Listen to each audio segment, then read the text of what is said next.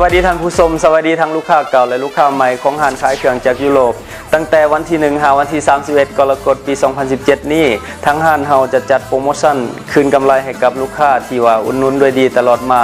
ซึ่งเป็นการลดราคาครั้งยิ่งใหญ่ที่สุดในรอบปีลดสูงสุดถึง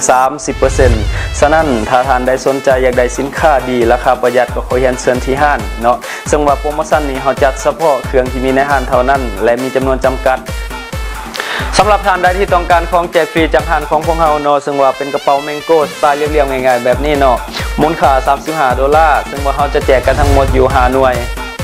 กติกาง่ายๆขอเพียงท่านกดแชร์คลิปนี้แล้วแคปเจอร์หน้าจอแล้วมาโพสต์ภายใต้คอมเมนต์ของพวกเราเพื่อแลกเอา1รหัสซึ่งว่าผู้โชคดีเขาจะคัดเลือกจากรหัสที่ส่งไป